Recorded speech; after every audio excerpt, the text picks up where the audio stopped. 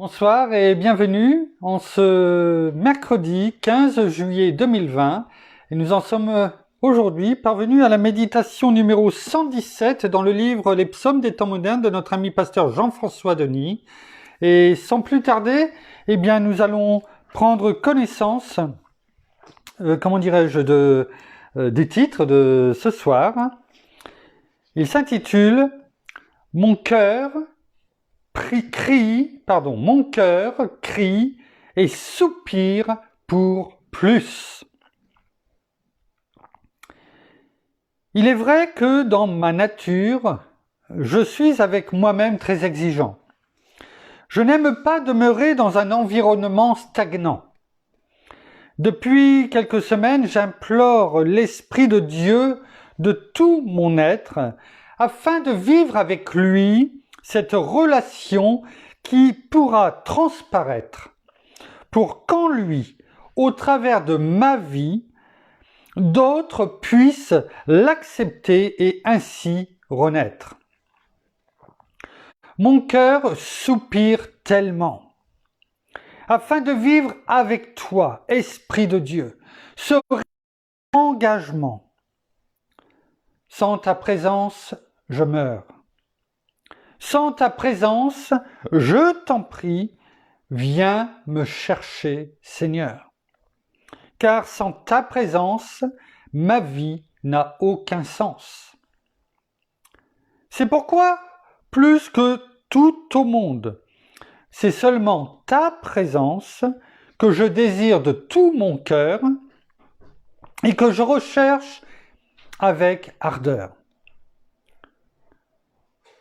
Il y a certes un coût à payer afin de vivre avec toi cette proximité. Ce prix à assumer, je suis prêt à le débourser. Alors, je t'en prie, vois mon cœur, entends mon cri et viens me visiter. Aujourd'hui, demain et pour l'éternité. Car te connaître, te parler, converser, dialoguer, échanger et t'écouter sont non une possibilité, mais mon unique raison de vivre et d'exister. Au-delà de la réunion du dimanche matin, qui pour certains peut être empreint de sensationnalisme, puissions-nous recommencer à partager et à communiquer un évangile authentique marqué de réalisme. Un évangile qui expose entièrement le coût réel à suivre Christ et qui, au-delà de bâtir une foule, nous poussera à former de réels disciples et des évangélistes. Débarrassons-nous du mot touriste et adoptons le terme activiste. Devenons des croyants enracinés dans sa parole, étant de véritables biblistes, et communiquons sans compromis que Jésus est bien vivant et qu'il existe. Où sont ceux et celles qui marcheront pour lui consacrés? Où sont ceux et celles qui marcheront pour lui dans cette crainte, loin du péché? Où sont ceux et celles qui seront prêts à véritablement s'engager dans son armée? Où sont ceux et celles qui seront prêts à tout lui abandonner? Où est donc passé ce désir de vivre et de marcher dans cette vie de sainteté? Nous en sommes venus à tolérer plutôt que de confronter et exhorter. Nous en sommes venus à accepter plutôt que de dénoncer. Nous en sommes venus à diluer l'Évangile. Afin de faire plaisir à une foule, les divertir et les contenter. Nous en sommes venus à s'excuser et à adapter plutôt que de prêcher sa parole en totalité. Nous sommes devenus des experts en communication, ayant mis de côté la prédication. Nous voulons tous entrer et marcher dans notre nouvelle destinée. Mais nous ne sommes pas prêts sur cette route à transpirer. Mon cœur mon cœur prie et crie pour voir une génération et une armée se lever, ayant pour seul motif de prêcher et de vivre totalement ce qui dans sa parole est déclaré, afin de voir davantage de gens sauvés, être sauvés, et être ces témoins qui en influenceront d'autres à changer, à se lever et pour lui s'engager. Sache que c'est uniquement sa présence qui peut apporter à ta vie un véritable sens. Alors aujourd'hui, de tout ton cœur, de tout ton être et de toute ta force, je t'en prie, crie à lui et sans rien garder, donne-lui toute ta vie. Oh, merci Père, merci Seigneur, merci bien-aimé Saint-Esprit, pour ce poème numéro 117, ce psaume des temps modernes numéro 117, criant de vérité. Et quand je le dis, je me mets dedans. Il ne suffit pas de toujours regarder les autres, mais il est bon de se mettre dedans également. Et cela nous permet, oui, en gentillesse, une tape amicale sur la figure ne peut pas faire de mal, afin que quelquefois nos idées soient remises en place. Alors, merci. Merci, bien-aimé Saint-Esprit, dans le nom de Jésus, et pour la gloire de notre Père, de nous enseigner encore ce soir la parole de vie et de vérité, sans essayer de diluer le message, sans essayer de nous adapter, mais uniquement de proclamer ta vérité. La vérité avec un grand V, oui, et de nous laisser conduire là où tu souhaites que nous soyons. À toi toute la gloire. Amen. Merci. Merci. Pasteur Jean-François nous laisse une référence ce soir qui est dans 2 Timothée, chapitre 4, versets 7 et 8. Nous allons sans tarder le prendre. Donc dans 2 Timothée,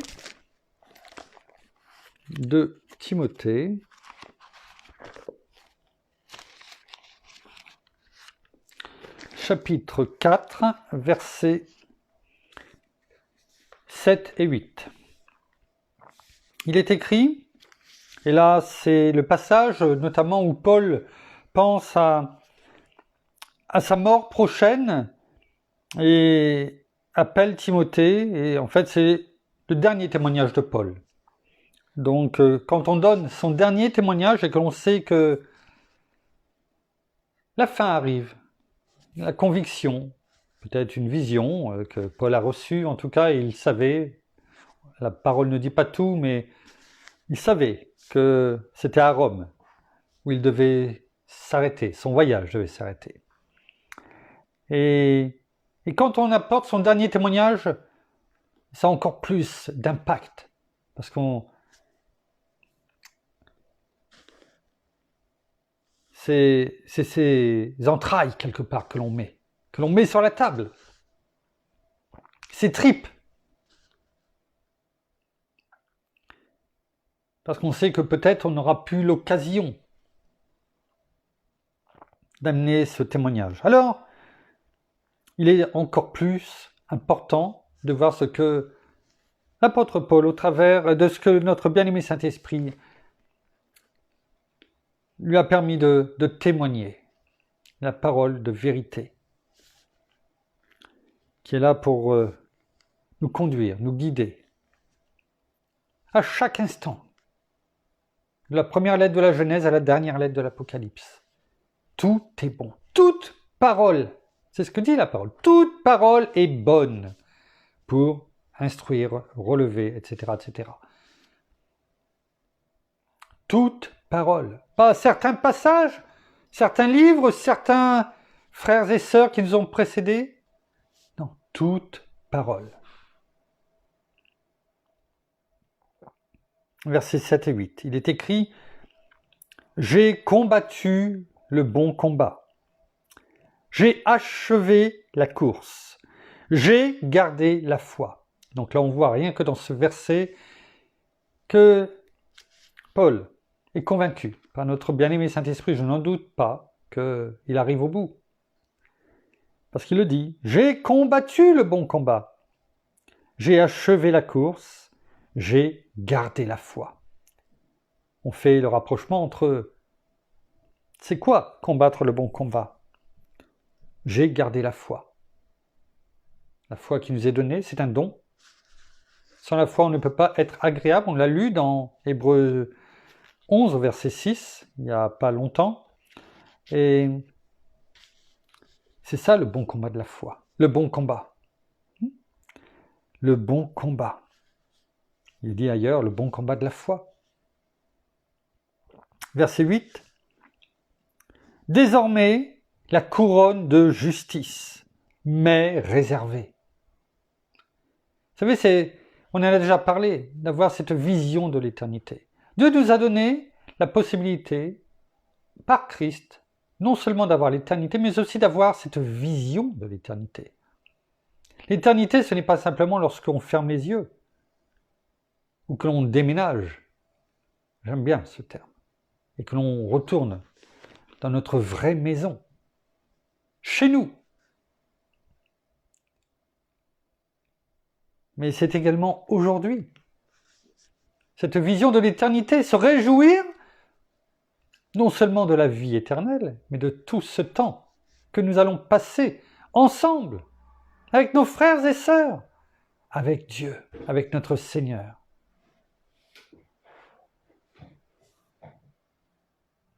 C'est important d'avoir cette vision de l'éternité. Parce que nos émotions, nos sentiments ne sont plus les mêmes. On dit à notre âme, tu repartiras chez toi. Alors que l'ennemi, lui, veut nous attirer à lui et vouloir nous faire croire que c'est faux. C'est ça. C'est ça, combattre le bon combat. C'est ça, combattre le bon combat. Avoir aussi cette vision, par la foi en Christ Jésus, de notre éternité. Le Seigneur, le juste juge, me la donnera en ce jour-là, et non seulement à moi, écoutez bien, cette belle promesse, mais à tous ceux qui auront aimé son apparition. Est-ce que l'on a aimé son apparition? Oui. Lorsqu'il est venu sur la terre, tout ce qu'il nous a laissé, tout ce qu'il a fait pour nous, mais aussi son avènement, lorsqu'il va revenir nous chercher. On l'attend. on n'a peur de rien. Ce qui ne veut pas dire qu'il ne faut pas être sage, on ne fait pas n'importe quoi. Mais la peur ne fait plus partie de nous. Sinon, ça veut dire que la parole, quand elle nous dit « sois sans crainte », ça veut dire que l'on doute quelque part. Si la parole nous dit « sois sans crainte » 365 fois, c'est aussi pour nous dire, et je pense que notre Père nous connaît bien parce qu'il nous a créés, et il sait qui nous sommes, il connaît l'espèce humaine, toujours tendance à voir le verre à moitié vide plutôt que le verre à moitié plein, et comme je le dis bien souvent, nous en tant qu'enfants de Dieu, nous devons voir le verre complètement rempli, mais toujours avoir la peur de manquer, de voir toujours le côté négatif plutôt que le côté positif, de toujours voir la peur du manque. Et on pourrait en rajouter plein d'autres. Et l'ennemi se nourrit de cette peur en nous. N'oublions pas que si nous sommes enfants de Dieu, nous sommes passés des ténèbres à la lumière et que notre Père ne peut pas demeurer et ne peut pas habiter dans un endroit qui n'est pas saint. C'est pourquoi il nous le dit dans 1 Corinthiens 3, 16, 17, que nous sommes saints parce qu'il est en nous. Nous avons l'Esprit de Dieu en nous, que nous sommes le temple de Dieu. Et dans le temple, la place doit être nette. Rien d'impur ne peut cohabiter avec lui. C'est pourquoi nous devons rejeter et combattre, comme l'apôtre Paul, le bon combat de la foi. Pour pouvoir dire comme lui, j'ai combattu le bon combat. J'ai achevé ma course. Et le moment de mon départ approche. J'ai achevé la course. J'ai gardé la foi. Quand on garde quelque chose, on fait attention à ce qu'on ne nous l'apprenne pas. C'est ça, garder. De faire attention qu'il n'y a rien qui s'approche et qui risquerait de nous le prendre. C'est ça, garder, comme les gardiens. Un gardien qui laisse passer toute chose, ce n'est pas un gardien. C'est un passe-muraille, c'est une passoire, c'est tout ce que l'on veut, mais ce n'est pas un gardien. Un gardien surveille et empêche les choses ou les personnes indésirables de passer.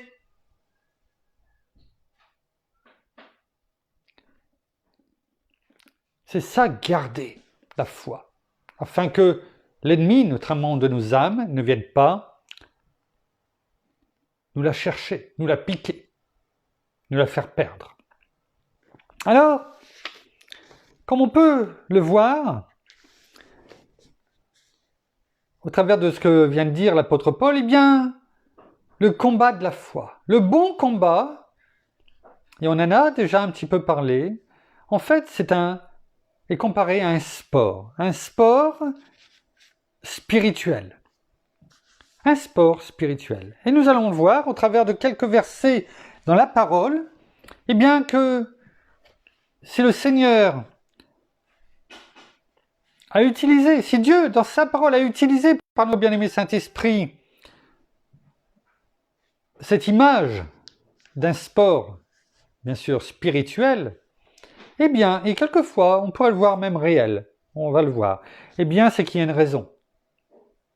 Il y a une raison. Alors, premièrement, donc on a pu dire, la vie, au travers de ce que vient de dire l'apôtre Paul, est comparée à une course. Alors, je l'ai déjà dit, ce n'est pas une course, ce n'est pas un 100 mètres, ni un 60 mètres. C'est une course de fond. Plusieurs marathons. Une course, quelque part, qui ne s'achève que lorsque on a franchi la ligne. La ligne de notre vie, lorsque notre Père nous dit « Stop, reviens à moi, tu as accompli ta tâche. Maintenant viens, bon et fidèle serviteur. » Alors il faut, comme dans toute course, il faut lutter. Lutter pour remporter quoi? Ben, le prix. Vous avez déjà vu des athlètes s'entraîner, etc., pendant des années, jour après jour, pour quelque chose d'autre qu'un prix. L'humain est comme cela, dans sa course comme dans beaucoup d'autres choses. Donc, lutter pour remporter le prix. Et pour nous, c'est la couronne de vie que notre Seigneur est là, disposé à nous remettre à partir du moment où on franchit la ligne et que l'on a tenu, gardé la foi, combattu le bon combat. Alors on le voit notamment dans 1 Corinthiens. Dans 1 Corinthiens, chapitre 9, versets 24 à 27. Il est écrit « Ne savez-vous pas que ceux qui courent dans le stade courent tous, mais qu'un seul reçoit le prix ?» Et la parole nous exhorte à faire quelque chose, de courir, courez. Et c'est un ordre, c'est de l'impératif. Courez de manière à l'obtenir. Il ne nous dit pas terminer premier. Il nous dit courez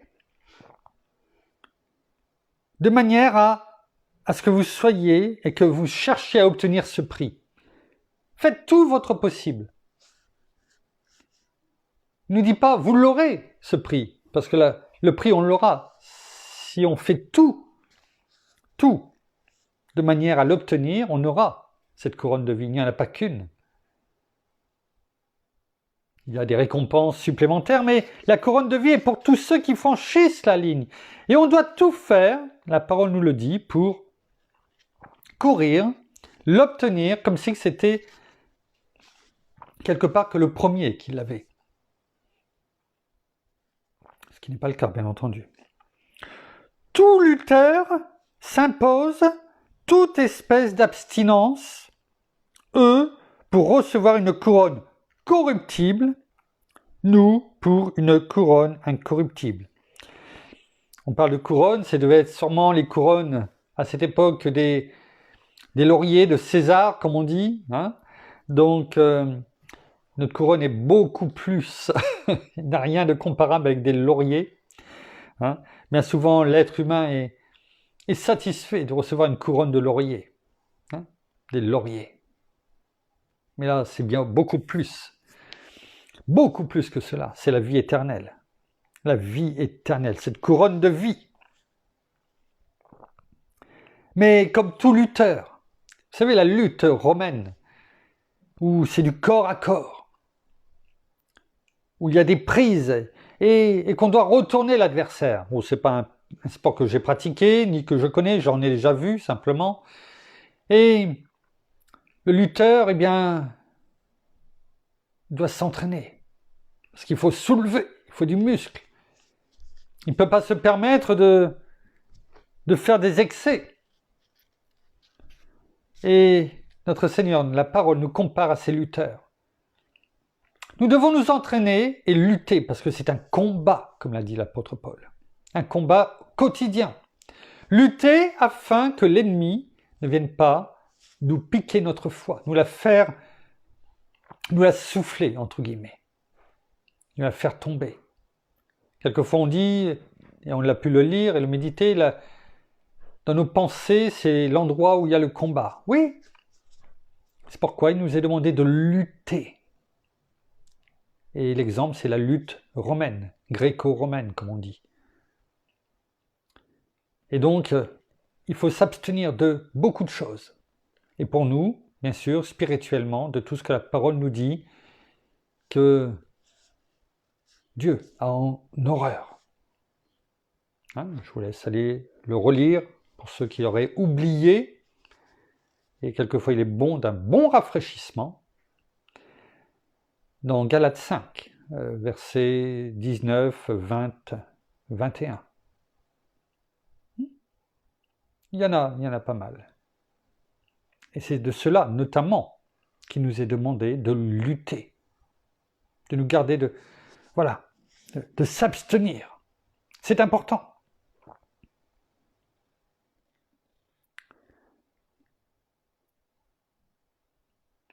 Moi donc, verset 26, moi donc, dit l'apôtre Paul, je cours, mais non pas à l'aventure. On ne court pas comme ça, hop, on va à droite à gauche, on ne sait pas où on va, mais on court. Je cours, mais où? J'en sais rien, mais je cours. Non, la parole nous le dit. Je ne cours pas à l'aventure. Je donne des coups de poing.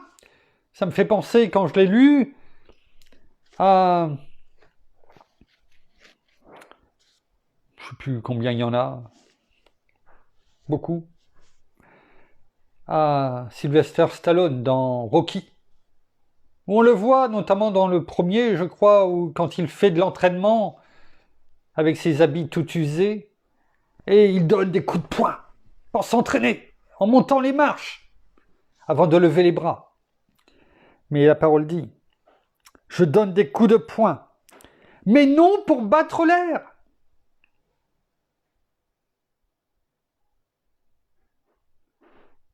Je ne fais pas les choses dans le vent, de façon inutile.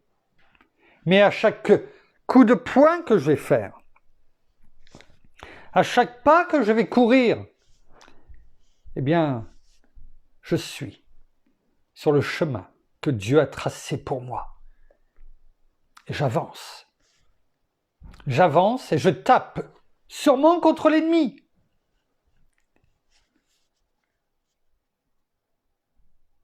En tout cas, pas dans le vent.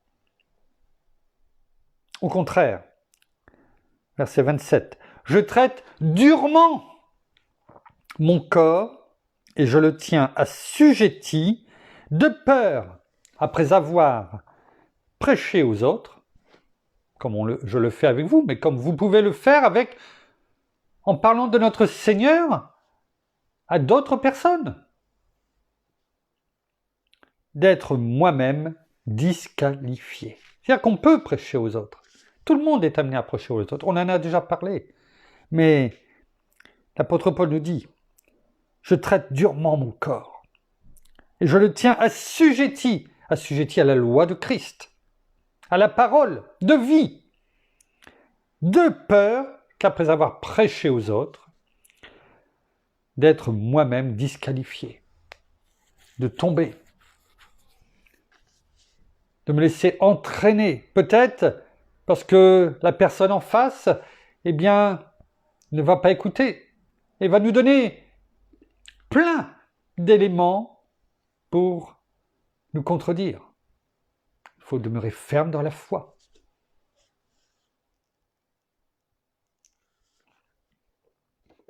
Dans Galates,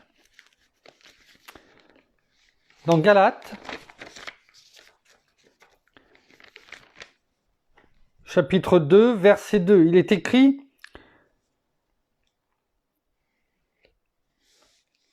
et là on parle de l'apôtre Paul, après ses 13 ans, si je me rappelle bien, qu'il a passé une fois que notre Seigneur s'était révélé à lui, et il n'est pas revenu à Jérusalem. Il est parti directement, une partie du temps dans le désert, et après prêcher aux païens. Et c'est 13 ans après qu'il est venu à Jérusalem pour rencontrer qui? Les apôtres. Et là, il dit, j'y montais par suite d'une révélation. Il n'est pas monté comme cela, il est monté par suite d'une révélation. Je leur exposais l'évangile que je prêche parmi les païens. Je l'exposais en privé aux plus considérés. Donc aux apôtres qui avaient, entre guillemets, qui étaient reconnus et qui siégeaient, en tout cas qui prenaient les décisions. De peur de courir ou d'avoir couru en vain. Il voulait aller droit au but, comme un certain club de football. Mais pour aller droit au but, il ne faut pas reculer. Il ne faut pas se laisser divertir par les côtés, par peut-être les applaudissements, les cris, les paroles des personnes qui sont tout autour. Il faut aller droit au but. Sinon, on rate le cadre. Et à la fin, on perd le match. Et c'est pourquoi il dit, de peur de courir ou d'avoir couru en vain. On peut beaucoup courir sur un terrain de foot notamment. pour continuer l'exemple. Mais aussi, on peut courir beaucoup de temps après le ballon sans l'avoir. Et on se fatigue beaucoup plus à courir après le ballon que d'avoir le ballon et d'avancer. Donc sachons aller droit au but. Là où Dieu veut nous envoyer sans perdre de temps.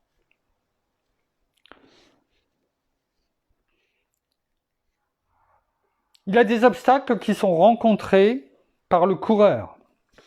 Toujours dans Galates, chapitre 5, verset 7. Galates, chapitre 5, verset 7. C'est vrai qu'on aurait pu presque faire un culte dessus. Alors je vais essayer de parler un peu moins longtemps à travers chaque verset. Chapitre 5, verset 7, il est écrit « Vous couriez bien !» Donc c'est bien. On était bien partis. La course était une bonne allure. On courait à notre rythme. On avait un bon souffle. Tout allait bien. Qui vous a arrêté en vous empêchant d'obéir à la vérité? Oh, bien souvent, on commence bien les choses. Commencer, c'est bien. Finir, c'est mieux. Il y en a plein de personnes qui commencent à courir, mais qui malheureusement ont leur morale sapée. S'arrêtent pour le moindre, comment on dit,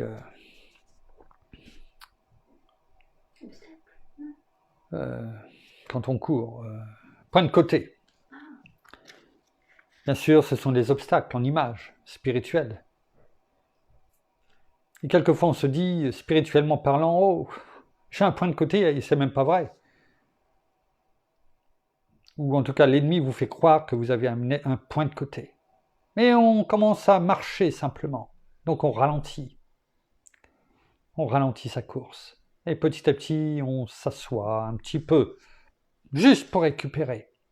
Et puis on finit par s'endormir, tellement on est fatigué. Attention. Qui vous a arrêté? Qui vous a arrêté? Dans Philippiens, chapitre 2, versets 14 à 16, il est écrit « Faites tout sans murmure ni discussion, pour être irréprochables et purs, des enfants de Dieu, sans reproche au milieu d'une génération corrompue et perverse. » La parole nous dit ce qu'elle disait il y a 2000 ans est toujours vrai aujourd'hui. On est au milieu d'une génération corrompue et perverse, parmi laquelle vous brillez comme des flambeaux dans le monde, portant la parole de vie. Ce sera mon sujet de gloire au jour de Christ, de n'avoir pas couru ni peiné en vain. Quand j'ai lu ce passage, automatiquement, quand il est écrit « Vous brillez comme des flambeaux dans le monde », alors qu'on est dans une génération perverse et corrompue. Ces flambeaux. Et ça m'a tout de suite fait penser, bien sûr, dans le thème de ce soir, de cette course, de ce sport spirituel, ça m'a tout de suite fait penser à la flamme olympique, qui, pendant des mois, traverse le monde. Et passée de main en main, cette flamme qui ne s'éteint pas, afin d'éclairer. Et puis, derrière le porteur, c'est un honneur de porter la flamme olympique et de la porter au travers de sa ville, de ce périple. Et on voit derrière, et jamais devant, derrière celui qui porte, le coureur qui porte la flamme olympique dans sa ville, dans son pays, eh bien, il y a plein de personnes derrière qui le suivent, qui courent avec lui. C'est la joie, les gens sont sur les côtés et applaudissent. C'est cela à quoi nous sommes appelés. À ce qu'il y ait, non pas des gens qui applaudissent, mais qui sont sur les côtés et qui regardent. Et qui disent, regarde, t'as vu? La flamme olympique est passée chez nous. Ce porteur de lumière. Mais ils ne prennent pas le pas au coureur. Ils ne s'engagent pas dans la course. Alors qu'il y en a derrière qui courent et qui suivent. Et c'est bien. Mais dans les suiveurs, il y a ceux aussi qui s'arrêteront pour différentes raisons.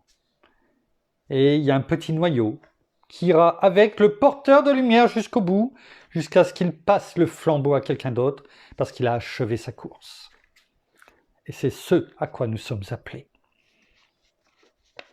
Courir vers le but, on a pu déjà en parler, donc on va juste lire le passage dans Philippiens 3, versets 13 et 14. Il est écrit « Frères, pour moi-même, je n'estime pas encore avoir saisi le prix. Ne croyons pas avoir reçu le prix avant qu'il nous soit donné. La course est terminée quand on a franchi la ligne. Et souvent dans les vidéos gags, et il y en a plein sur YouTube à ce niveau-là, eh bien il y en a beaucoup qui lèvent les bras parce qu'ils avaient tellement d'avance. Et ils lèvent les bras, ils ralentissent dans la dernière ligne droite.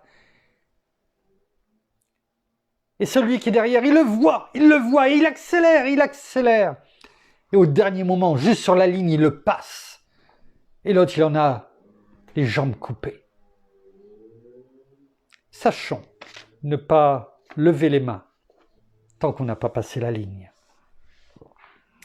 Mais je fais une chose, oublions ce qui est en arrière et tendant vers ce qui est en avant, je cours vers le but pour obtenir le prix de la vocation céleste de Dieu en Christ Jésus. Je ne regarde pas si j'ai de l'avance ou pas, qu'importe ce qu'il y a derrière. Je cours toujours et j'ai cette ligne que je dois franchir. Merci Seigneur. Merci Père, merci bien-aimé Saint-Esprit. Se préparer pour la compétition, on en a parlé tout à l'heure. On ne peut pas vouloir faire une compétition et ne pas s'entraîner. On ne durera pas. C'est impossible. On ne peut pas s'engager dans une compétition, quelle qu'elle soit, sans s'être entraîné. Et regardez ce qui est dit dans Hébreux. Chapitre 12, verset 1, mais on va prendre le dernier verset du chapitre 11, parce que n'oublions pas qu'il n'y avait pas de chapitre dans la parole, tout était une lettre qui se suivait, et il est bon quelquefois de se dire, qu'est-ce qu'il y a avant, qui précède ce que je vais lire, car quelquefois bien souvent il y a ce lien entre les deux, et ce qui est le cas également ici. Si on commence que par le 12, on n'aura pas toute la lumière que veut nous donner la parole. Et dans le verset 1, après, du chapitre 12 jusqu'au verset 2. Car Dieu, verset 11, le chapitre 11, verset 40, car Dieu avait en vue quelque chose de meilleur pour nous, afin qu'il ne parvienne pas sans nous à la perfection. Et là, on parle du chapitre 11 d'Hébreux, avec tous nos frères, les héros de la foi qui nous ont précédés. Et donc, il est dit que Dieu avait en vue quelque chose de meilleur pour nous, aujourd'hui. Afin tous ces héros de la foi qui nous ont précédés, ne parviennent pas, sans nous, à la perfection. Donc ça veut dire qu'il veut, notre Père, qu'on parvienne à la perfection comme ils ont été parfaits dans leur rôle et dans ce qu'ils avaient à faire. Et Dieu ne voulait pas qu'ils parviennent à la perfection sans nous. C'est une gloire. Est-ce qu'on se rend compte de ce que Dieu fait pour nous? Et le verset 12, il nous dit « Nous donc aussi, puisque nous sommes environnés d'une si grande nuée de témoins. » On l'a dans la parole. On ne peut pas dire « Je ne sais pas comment faire, je suis comme Abraham. » Non, on en a des témoins. Une si grande nuée, il y en a plein. Notre Père nous en a donné plein. Donc arrêtons de chercher des excuses. Rejetons tout fardeau et le péché qui nous enveloppe si facilement. Et courons avec persévérance, on en a parlé, l'épreuve qui nous est proposée. Comment? Les yeux fixés sur Jésus. et non pas sur le monde, qui est l'auteur de la foi et qui l'amène à la perfection. Au lieu de la joie qui lui était proposée, il a supporté la croix, méprisé la honte et s'est assis à la droite du trône de Dieu. Voilà ce qui nous est demandé. Voilà ce que Dieu fait pour nous afin que il aurait pu s'arrêter au héros de la foi. Hein. Et tant pis pour nous. Mais non. Dans sa bonté, dans son amour, il a envoyé notre Seigneur Jésus pour nous, son Fils unique. Et en Christ Jésus, les yeux fixés sur lui, il veut que nous parvenions, comme ces héros de la foi décrits dans le chapitre 11, dans le livre des Hébreux, eh bien il veut que nous parvenions à la même chose. Alors, revenons tout simplement citer ce que nous avons lu au démarrage dans 2 Timothée, chapitre 4, versets 7 et 8. Et là, on fait la boucle est bouclée. C'est une belle fin. Quand on a fait tout cela, une belle fin. Et pourquoi? Parce que tout simplement, on sait qu'on a remporté le prix. Et nous relisons les 2 versets de Paul qui dit « J'ai combattu le bon combat, j'ai achevé la course, j'ai gardé la foi. Désormais, la couronne de justice m'est réservée. » Merci Père, merci Seigneur. Le Seigneur, le juste juge, me la donnera en ce jour-là, et non seulement à moi, mais à tous ceux qui auront aimé son apparition. Merci Père, merci Seigneur, merci bien-aimé Saint-Esprit, une fois de plus, pour tout ton enseignement que tu nous as encore donné ce soir, toutes ces images que tu m'as permis d'avoir, que tu me donnes à chaque fois que je médite ce que tu veux que je déclare et proclame dans le nom de Jésus et pour la gloire de notre Père. Car c'est à toi qu'est toute la gloire et non pas à moi qui ne suis que tes cordes vocales. Oui, et je veux toujours, chaque jour de ma vie, la vérité sans qu'elle soit diluée. Jamais. Jamais. Nous terminons par la prière. Merci. Non, merci Seigneur encore pour ta parole qui nous est révélée encore ce soir. Merci encore pour tout ce que tu fais pour chacun d'entre nous. Merci pour cet enseignement. Merci parce que avec tous les psaumes de pasteur Jean-François Denis, les psaumes des temps modernes, eh bien nous voyons nous aussi ta parole aussi dans nos vies. Elle nous est révélée et elle nous est montrée à chacun ce que nous devons faire et comment nous devons le faire. Oui, tu nous suis et tu nous accompagnes à chaque jour de notre vie. Alors oui, nous voulons aussi, eh bien, achever cette course, combattre le bon combat de la foi, comme l'apôtre Paul. Et nous voulons ne pas être détournés par toutes ces choses du monde, ni être subjugués par les choses qui nous entourent, ni être arrêtés. Nous voulons toujours aller droit devant, toujours nos regards fixés sur toi, Seigneur Jésus, sur ton nom, sur ce que tu as accompli, sans oublier tout ce que tu as accompli à la croix pour nous. Oui, parce que tu as donné ta vie pour nous. Quel grand sacrifice, même si nous savons que tu es vivant et que tu es à la droite de notre Père, mais tu t'es sacrifié pour nous.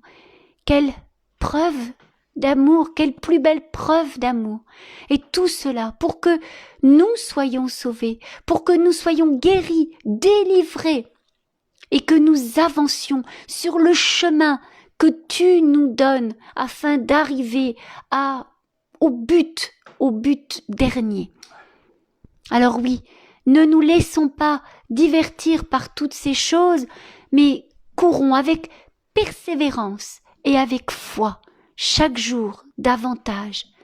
Alors merci Père, merci Seigneur, merci bien-aimé Saint-Esprit de ta présence, merci aussi pour tout ton amour, ta patience, ta bonté. Donne-nous cette persévérance et oui, augmente notre foi chaque jour davantage. Dans le nom de Jésus. Amen. Amen. Amen. Merci. Voilà, ainsi s'achève la méditation de ce soir. Alors, une révélation de mon épouse me dit que demain, ça sera peut-être même 20h. Donc, écoutez, on vous tient au courant, en tout cas. Mais partons sur 20h. Mais partons sur 20h. Hein, vous connaissez Marie-Hélène, donc partons sur 20h. Donc, voilà, en tout cas, en attendant, nous vous bénissons abondamment. Nous vous aimons profondément, en tout cas. Nous prions pour vous. Et nous vous bénissons de toutes les bénédictions spirituelles dans les lieux célestes en Christ. Alors, j'allais dire, nous vous donnerons rendez-vous demain au même endroit à la même heure, mais on m'a dit que ça sera sûrement 20h. Donc, on vous tient quand même au courant parce que normalement, on est en clientèle et on fait des installations. Donc, ça risque peut-être de repousser un petit peu. En tout cas, on vous tient au courant et on vous dit à demain. Et bonjour et bonsoir à tous nos amis aussi là-bas, outre-Atlantique. À bientôt, à demain en tout cas. Au revoir.